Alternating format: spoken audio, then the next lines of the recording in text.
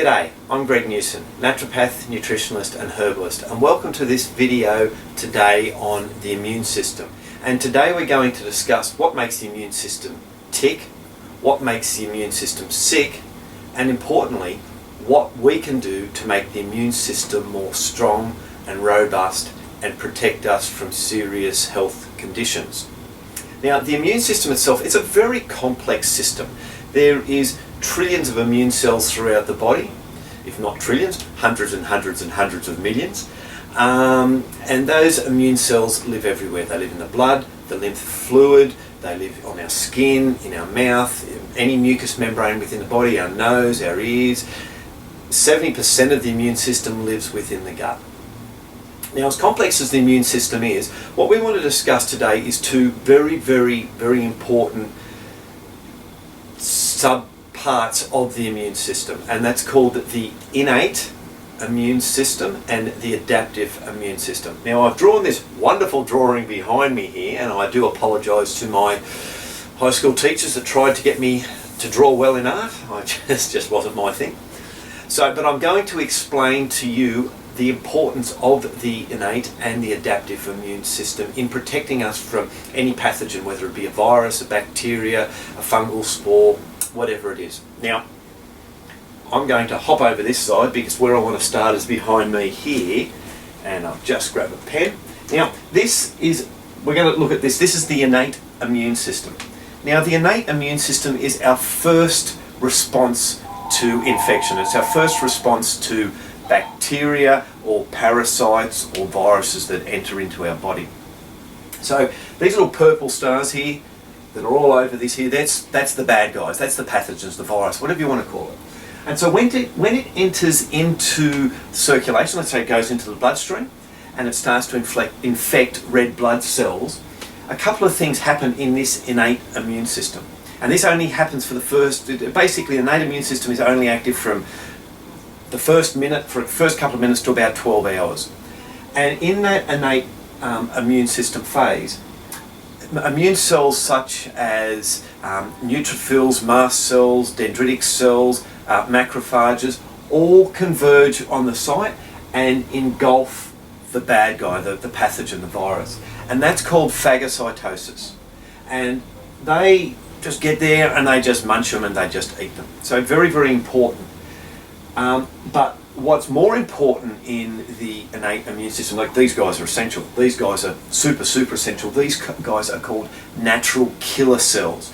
Now, the natural killer cells come along and they lock onto the virus or the infected, let's say it's an infected red blood cell. It targets that infected red blood cell, attaches to it and injects cytotoxic chemicals into that cell. And that does one of two things to the cell. That tells the cell to die, so apoptosis, which is programmed cell death, so it tricks the cell into dying, or it makes the cell get really taking a lot of fluid and blow up and it just blasts into a million pieces, and that kills the virus as well. Now, what if this is all working very well and you've got good phagocytosis and you've got great natural killer cells, you might not even have an infection. Whether it be a cut on the hand or it be a virus, so the body will just engulf that pathogen before it even takes hold. But if this innate immune system is a little bit weak, then the pathogen can cross over the time zone. We're now into past 12 hours. We're now into basically, this is called the adaptive immune system. And I'm going to jump sides again, excuse me. And in this side here, this goes from basically a day to 7 days, this reaction. So it's a slower process that happens within the body, where the innate immune system is it's really quick. It just happens within minutes. This is a slower part of the immune system, but boy oh boy, once it kicks into gear, it is a powerful force. It's really strong. Now, in this adaptive immune system, there's these little guys here called lymphocytes. There's B lymphocytes and they float around in blood and lymph tissue.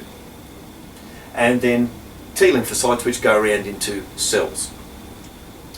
Now, once the pathogen has come in, if it's escaped through this innate immune system, it's multiplying. It's just spreading like wildfire. These guys the lymphocytes, they're your army. They are your army cells.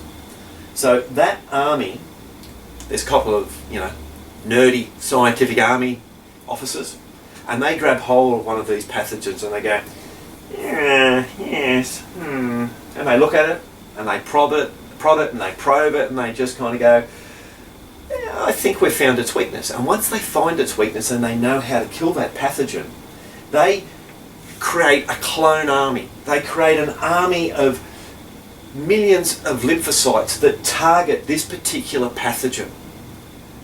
And then these guys go to battle and they go to war. And then, so this generally happens that once they've worked out the weakness and they go into mass production of the clone army, it takes 24, 48, 72 hours to really kick in. And then when it does, these guys just swamp the whole body. They go through the blood and all through the tissue and they start killing the virus or the pathogen or whatever it is. But that creates a massive battle that happens within our body, and then our body gets the symptoms of this battle. We get fatigue, we get temperatures. Now temperature is a good thing, not very high temperatures, but an elevated temperature is a good thing because that's another mechanism that the body has to burn off the virus or the bacteria, because they only live in a certain temperature range, and if the body heats up to there, they will naturally die. You then get fatigue, and the reason you get fatigue and tired and you can't get out of bed is that your body hasn't got the energy on you running around the block. It doesn't. I'm not going to spend that energy on you. I need to get you better and keep you alive. So taking those cold and flu tablets that, morning and night, that allow you to go to work and keep on working is not a good thing, because it doesn't allow your immune system to really get in there and kick the baddie's ass. So you really want that to happen. And you can then, other symptoms you get is mucus and sweating, and that's another way the body to get rid of the pathogen out of the body. You get headaches, you feel like terrible. And the body wants you to feel terrible, so you'll stay in bed. Okay, now, the good thing about these guys is that, we've made millions of them, and they take a bunch of them and they put them into cold storage, cryovac them. And next time you get invaded by this pathogen, your body goes, oh, beauty, right. And they straight away go into production, and you might not even notice that you have the infection. Okay? So, very important. I'd like to explain this so you can understand what happens in your body. Because people say, oh yeah, my immune system's weak. What part of your immune system's weak? Is it the innate immune system? You don't have enough natural killer cells, or phagocytosis is not really happening because these guys haven't got the nourishment, or there's too much stress or something going on affecting these guys? Or is it this part of the immune system that's not working properly? So, when we look at the immune system, I'm just going to talk immune system in general, in particular of what causes immune suppression. And these are really important things that we can all rectify and keep our immune system strong, especially when we're leading into winter and with our current, coronavirus pandemic going through the world. So, what weakens the immune system? Sugar, white flour products laden with food additives, preservatives, artificial flavours, artificial sweeteners, all that pre-packaged, pre-made food. And why? Is because that food does not have any nutrients. It's void of vitamins and minerals and essential amino acids and phytonutrients that the body needs to produce really healthy immune cells. So you've all heard of vitamin C. Vitamin C, most people know, is a really great immune restorative mineral. Well, you only get that from fruit and vegetables. So if your diet's void of fruit and vegetables, and you're not supplementing, or your food's old and it's travelled from country A over to country B, vitamin C content's generally reduced, because vitamin C for a plant builds up vitamin C, and then once it's picked, the vitamin C levels start to drop, which is no good for us if we want to eat it. It's good if you eat it straight off the tree. Or if you pick it green, the vitamin C levels haven't gone to their full potential, so you're already behind the 8 ball. So a lot of fruits and vegetables do get picked green, fruits in particular. So, crappy diet is one thing that will cause immune suppression. Something else that will cause immune suppression is sleep deprivation. So we all need 8 hours sleep a day. But if we're only getting 6 hours sleep a day, the immune system's not functioning properly. Now, quote me exactly on this, but I'm pretty sure it's between 10 and 2 at night. the body does a basic virus scan. It goes through the whole body, goes just like your computer does. Oh, okay, we found influenza A and we found salmonella over there, and it targets them. And it also is the time where the immune system is most active. When you sleep, have you ever gone to bed feeling, I got a bit of a sore throat or a bit of a cough or something like that? Wake up the next morning, you feel fantastic because your body's had time to recuperate. So sleep deprivation. So if you should be getting to bed at 9:30 and up at 6:30. Actually, is that 8 hours?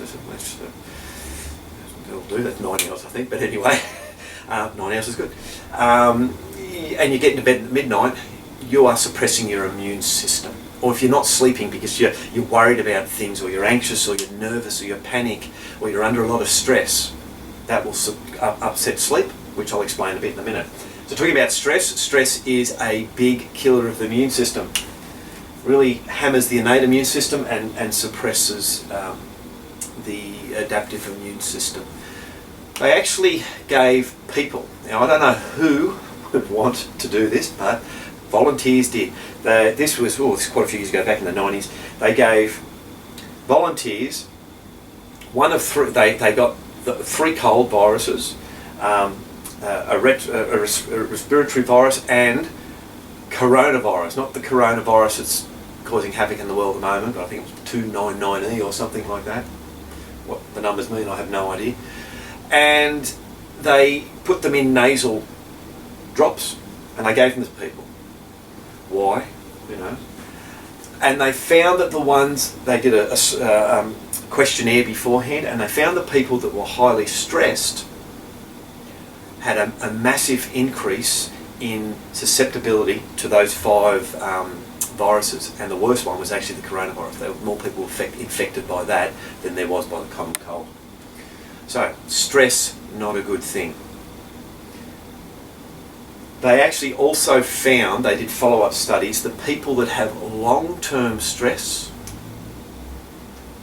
which would then account for long-term sleep deprivation as well, had a greater risk of becoming infected by a virus. Okay, so stress, sleep, very important. I'll explain them a bit more in a minute. Now, something else that will cause, we all know we've got this pandemic that's going around the world, and it was quite interesting to see we all ran out of toilet paper, and then toilet tissues and brown rice, not brown rice, they don't have to stay on the shelf, but white rice and pasta, and then beer and spirits and alcohol, they all disappeared. Okay, I've got to keep myself healthy. Alcohol ain't one of them. Alcohol really suppresses the immune system, It creates inflammation. Inflammation down-regulates immune function, upsets liver function. The liver can't clear toxins effectively. That then reduces glutathione. Glutathione is an immune stimulant. It's an antioxidant, but it helps the immune system as well. So, alcohol. Chemicals. So if you're going using a lot of household chemicals and Roundups and DDT, well, they still use DDT in some countries. But all those chemicals, that herbicides and pesticides and all that sort of stuff, that will suppress immune function. As will our body shape. So if we're a little bit more on the rotundrous side, that actually suppresses immune function. It drives up inflammation, which I've just mentioned with alcohol, and it suppresses immune function. Generally when you're over, not everyone, but generally a lot of people overweight have more of a diet that is consistent of the fast food, takeaway, white flour, high sugar diet. Not enough of the fruit and veg. But not everybody. So weight issues are going to play a big role, and we have found that with the coronavirus, that people that are overweight are more susceptible to the corona infection. Something that used to be touted as the miracle saviour of the medicine world is actually found to inhibit the immune system, and it does that by, I'll tell you what it is in a minute, it does that by stopping the macrophages, the neutrophils, everything that's involved in phagocytosis, moving from down here up to the site of infection, and that is antibiotics. So if you've had a lot of antibiotics, this part of your immune system and a little bit of this, but a lot of that is not working properly.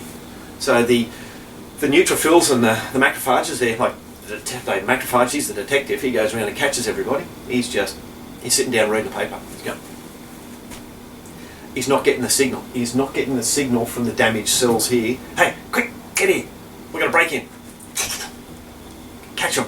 Not getting that signal, and that's what antibiotics do. So be mindful. And there's a lot of other medications and a lot of other things that will cause immune suppression, but these are the main ones. So I'm giving you all the doom and gloom. Don't panic. We've got enough of that going on at the moment. But we want to know what we can do to improve our immune function. Well, it's pretty simple. If you look at the first thing that I said, diet, what suppresses immune function? Diet high in sugar and white flour products. So if we flip side that and we go a diet high in fresh vegetables, fresh fruits, legumes, pulses, beans, nuts and seeds, whole grains, and I know some people don't like whole grains because they think they're bad, but really they're full of vitamins and minerals and fibres, and they're really important for the whole immune system and our overall health as well. And things like grass-fed meat, if you can get grass-fed organic meat, even better. Free-range or organic eggs, wild-caught seafood. None of this stuff that's cattle that's in a feedlot or seafood that's just in a big aqua farm, because they don't eat their natural food. Feedlot cattle eat a lot of grain. What a lot of grain does to cattle is what a lot of grain does to humans. It makes them fat. When you make a cow fat, you increase their inflammation. When you eat that cow, you are actually eating the fatty acids within that cow, the fat that causes inflammation within you, and that inflammation suppresses immune function. Same deal goes with the wild-caught seafood. They have a diminished amount of omega-3 fats, which are your anti-inflammatory fats. So, change your diet. I don't care how small you start, and it could be just by grabbing an apple and a banana and going, oh, broccoli, eat it. Just eat it. Remember your parents saying, you're not getting up from that table until you've eaten your vegetables? Better start telling yourself that again. Or maybe that was just my parents, I don't know. The sleep is really, really important. Trying to get to sleep at a reasonable hour is important. Now, some people have trouble with sleep because they're stressed, or they're on their devices and that blue light and everything that upsets the whole. I hate that when I forget the word that's in my mouth just here. Can you see it? It's just anyway. It upsets your whole circadian rhythm. Thank you. Whoever gave me that, thank you. And then that causes sleep problems. Now, stress and sleep don't mix well together. So if you're under a lot of stress, what that does is stress increases a chemical called cortisol. Cortisol is your body's natural anti-inflammatory, anti-stress hormone, but too much of it inhibits the body converting tryptophan, which is the body's main, or is the body's essential amino acid that manufactures serotonin. So low serotonin, depression, anxiety, panic attacks, nervousness, worry, crying, anger. But serotonin is then converted to melatonin, and melatonin is your sleep molecule. So obviously managing stress is really important for the immune system, but also important for sleep, which is also important for the immune system. So what you want to look at doing is any sort of exercise that helps reduce stress. Tai Chi, yoga, Pilates, walking, running, swimming, all very important. Reading, meditating, all very important. Doing craft, important. Breathing, very, very important. Now, I often get my patients to breathe by going in through the nose. They go, and then out through the nose. And what that does is it activates the parasympathetic nervous system. Now, there's two components to the nervous system. The parasympathetic, the calm, relaxed nervous system, and the sympathetic nervous system. They run around like a blue-ass fly, stressing about this, worrying about that, trying to do 27 different things at once. That's the part of the nervous system that exacerbates stress. So, breathing in through the nose and out through the nose down-regulates the sympathetic nervous system and up-regulates the parasympathetic nervous system. I often find that if people are worried or stressed or anxious, or they've got problems, they're irritable, they're angry, whatever it is, I often get them to do, for example, when you breathe in, you go, in your mind, you go calm, and you take a deep breath. And as you breathe out calm, you might breathe out anxious on the outward breath. And then you breathe in calm, and you breathe out anxious, breathe calm. Do that 4 or 5 times, and you actually feel 100% better. Okay, so give it a try. So we all worry about things, and I suppose in this time we worry about things a little bit more, and we worry about change, and we worry about being able to move forward. All the worry in the world is not going to change anything, but if we embrace change and we go, okay, this is the new norm for the moment, I'm going to embrace it and I'm going to have fun with it. We're all in lockdown, okay, got to keep 1.5 meters away from everybody. Sure, it's different, it's something that we've never had to experience before, but we can worry about it, and that won't do anything except for create anxiety, stress, which will then inhibit sleep, and then we just suppress our immune function. Or we can go, you know what, this is going to be interesting. I'm on a little bit of a journey here, I've never done this before, it's something interesting and something new, it could be exciting. How can I make it exciting? What can I do for it? You know, so if we just change this thought pattern, that's going to make a big difference to our stress levels. Obviously, reducing alcohol and chemicals are a must for supporting immune function, as is gut health. Now, as I've said, 70% of the immune system lives here in the gut. So if your gut is unhealthy, you've got bloating, gas, constipation, diarrhea, that tells me your abdominal pain, that tells me digestion's not that great. Well, within the digestive tract lives 70% of your immune system. So, how healthy do you think you'll be if you live in squalor and dirt and surrounded by piles of junk? Not very well. Okay? Immune system's the same. It needs to have a nice, healthy, clean environment. So there's lots of information. Actually, there's quite a few blogs on our website, Vitality and Wellness, that you can read all up about digestion. And also, the links will be down in the bottom of this video, down in the writing at the bottom of this video. Now I've lost my train of thought again. There is special nutrients that help support immune function. Now there's quite a lot, and I'm not going to go into every single one of them, but I'm going to pick on a few key herbs and a few key vitamin mineral sort of things. Now, you know, there's selenium, there's glutathione, there's copper, there's all the B group vitamins. They're all really beneficial. Iron, magnesium, they're all really beneficial for the immune system. But vitamin C, as I've mentioned, really a big saviour for the immune system. The second highest concentration of vitamin C in the body, or the highest concentration of vitamin C in the body, is your adrenal glands, which is your anti-stress gland. So lots of stress, you deplete your vitamin C. These guys, your lymphocytes, they're pretty much the second highest source of vitamin C in the body. Now, let me ask you this question. If your army is hungry, is a bit fatigued, how well is it going to fight against these pathogens? It's going to be, man, I can't get out of bed today. I'm having a sickie. I'm not going to come to work. And then what happens, if you've noticed, some people, they get a sniffle for a day or two, they're over it. Some people, it's a week. Some people, they've still got the cold or the flu 3, 4, 5, 6 weeks down the track. That's because of this and because of this. The body hasn't got the fighting power it needs to wipe these little buggers out. It can't do it. So it just fights this, drags its feet, goes along, oh yeah, bang, bang. Instead of getting there like Muhammad Ali and beating the hell out of it, it's just a prolonged thing. And then all the time these guys are growing. Yeah, they're multiplying, or infect something else, boom, boom, boom. So, vitamin C, very important for that. Vitamin C is also important for the innate immune system, in particular the natural killer cells, and I'm going to explain a bit more about the natural killer cells in a minute. Zinc, we sometimes call it the commander-in-chief of the immune system because it modulates, which, you know, activates the innate and the sympathetic, we don't have a sympathetic immune system, the adaptive and the innate immune systems. So really important there.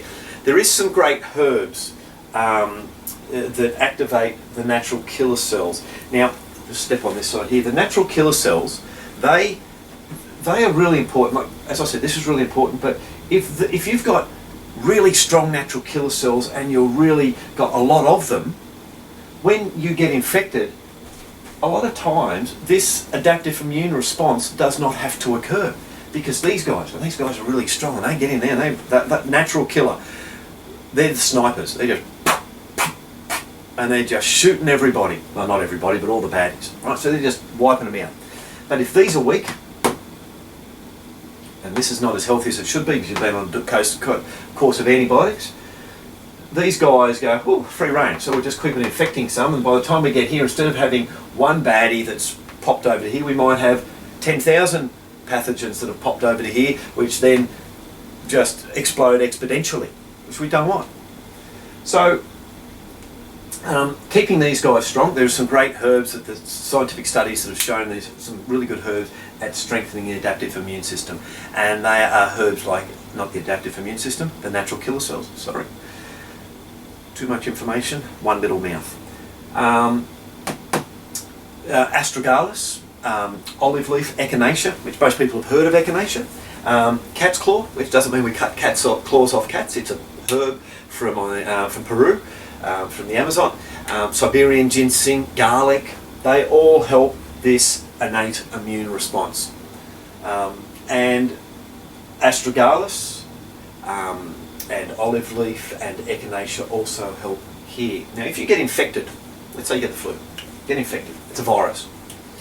These guys play a major role. There is some great, really strong antiviral herbs and mushrooms that help this part of the immune system. They help here as well, but they really show their strength here. And that's andrographis, it's called the king of bitters, so usually when I give it to patients in a tonic, even though it's non-alcoholic, they go, oh good Lord Greg, that's bitter, and it's bitter for a reason. So it stimulates digestion, but also really it's a potent antiviral.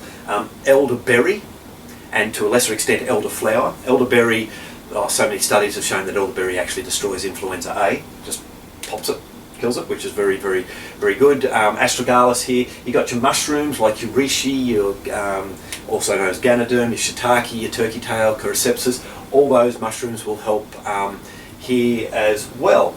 So hopefully that's given you a bit of information. Now if you're interested in any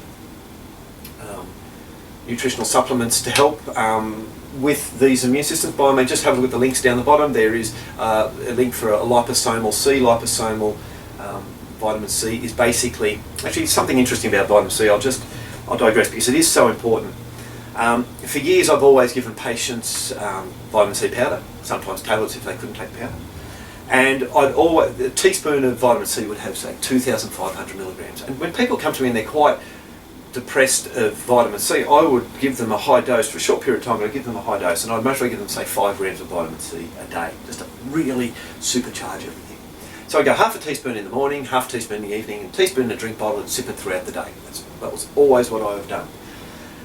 And I came across some studies, when I was researching vitamin C, I came across some studies that showed that if you take 30 milligrams of vitamin C, now half a teaspoon is about 1,250 milligrams. So if you take 30 milligrams of vitamin C, powder, capsule or tablet, they actually show that you absorb about 90% of it. But if you took 180 grams, I think it was, milligrams I should say, of vitamin C, you'll absorb 70% of it. If you take 1,000 milligrams of vitamin C, you'll only absorb less than 50%. So I've just gone, bloody hell, that's expensive poo. So we've found that liposomal, liposomal C, vitamin C it's a vitamin C inside a fat molecule, and these are so small. They're like 70 nanometers. Now a nanometer is a billionth of a meter, so you're never going to see it. And they're absorbed through the mouth and the tongue and the esophagus and that sort of stuff, and they go straight into the bloodstream and target where they need to go. So you need smaller doses, which is a good thing, and they're more target specific. And they use liposomal technology, it's been around since the 60s, to use it for chemotherapy drugs and other sort of medication to make those drugs far more effective for particular conditions. So yeah, there's I'd just like to, that's, you know, in these times I'm thinking I want the best of the best, so I'll always take liposomal C. Naturovital does have a tonic called Immune Boost that contains a lot of herbs to kill the natural killer cells, not to kill them. We don't want to kill them. We don't want to kill them. We want to strengthen them, strengthen the natural killer cells. It's called Immune Boost, and they have one called the Fighter that has a lot of the andrographs and the elderflower and elderberry to strengthen this part of the immune system. And there is, as I said, a lot of mushrooms out there, and zincs, and probiotics are also going to be very beneficial to help with the gut immune system. Anyway, hopefully that's given you a bit of information. There is also a blog. Have a click on the link down below and you can have a good read of this if you can't understand my ramblings, which I don't blame you. So anyway, until next time, this is Greg. Stay safe and have a fantastic day.